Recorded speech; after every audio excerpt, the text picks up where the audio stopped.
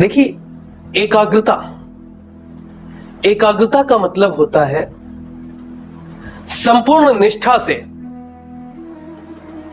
किसी भी यत्न को करना, किसी भी प्रयास को करना, वो एकाग्रता है।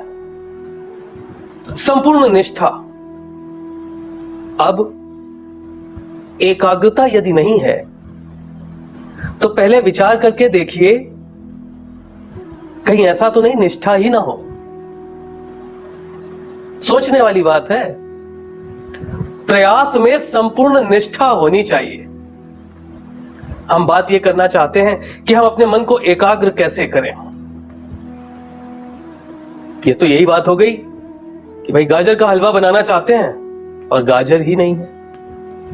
तो एकाग्रता के लिए निष्ठा की आवश्यकता है। मन एकाग्र होता है जब निष्ठा का अभ्यास होता है। चारों तरफ अपने घूमकर देखिए, क्या आप सभी संबंधों में, सभी वृत्तांतों में, सभी आधारों पर निष्ठावान हैं? यदि निष्ठा की कमी है, ईमानदारी की कमी है, उद्देश्य के प्रति सजगता की कमी है, तो एकाग्रता नहीं आ पाएगी। सबसे पहले निष्ठावान बनिए अपने उद्देश्य के प्रति। आपको यह होना चाहिए। और सबसे बड़ी बात, एकाग्रता का जो मूल दुश्मन है वो ये कि हम अपने उद्देश्य का सम्मान स्वयं ही नहीं करते। यदि मैं आपसे कहूं कि आप भारत के प्रधानमंत्री बन जाइए, तो आप हंस देंगे कि अरे, उद्देश्य किसी का तो होगा, जो बना है उसका कभी ना कभी तो होगा। उसने अपने उद्देश्य को निष्ठापूर्वक सोचा होगा, जिया होगा, और हम इस उद्देश्य को सम्मान ही नहीं दे पाए। तो जब उद्देश्य के प्रति सम्मान ही नहीं होगा, आप जीवन में जो भी करना चाहते हैं, सोच के देखिए, क्या उस विचारधारा के प्रति आपके हृदय में पूरा सम्मान है? यदि सम्मान नहीं है तो उद्देश्य के प्रति निष्ठा कैसे आएगी? यदि आपको ईश्वर पे आस्था नहीं है तो आप निष्ठा से पूजन नहीं करेंगे, और जब निष्ठा से पूजन नहीं करेंगे तो पूजन में एकाग्रता कैसे आएगी? प्रयास में एकाग्रता कैसे आएगी?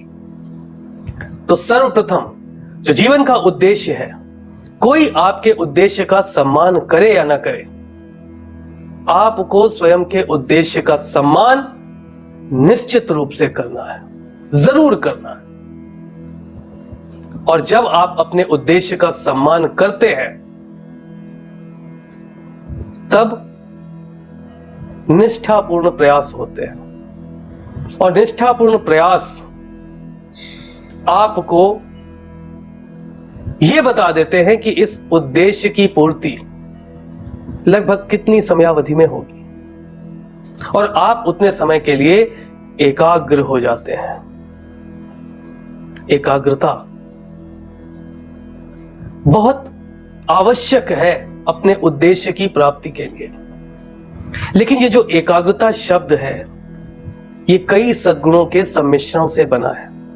उद्देश्य के प्रति आपका सम्मान, प्रयासों में आपकी निष्ठा, और स्वयं के प्रति आप कितने उत्तरदायी हैं, इसकी विवेचना प्रतिदिन नियमित रूप से होनी चाहिए कि आज के जो आपके प्रयास थे, उनकी सार्थकता कितनी थी। यदि आप नित्य प्रति स्वयं से ये प्रश्न नहीं करते हैं, तो धीरे धीरे आपके प्रयास निष्ठावान नहीं रहते और आप उद्देश्य की विस्तृतता में खो जाते हैं। और जब उद्देश्य की विस्तृतता में खो जाते हैं, जब हम हमारे प्रयास सक्षम नहीं होते, तो हमें उद्देश्य तो विस्तृत दिखाई देंगे ना।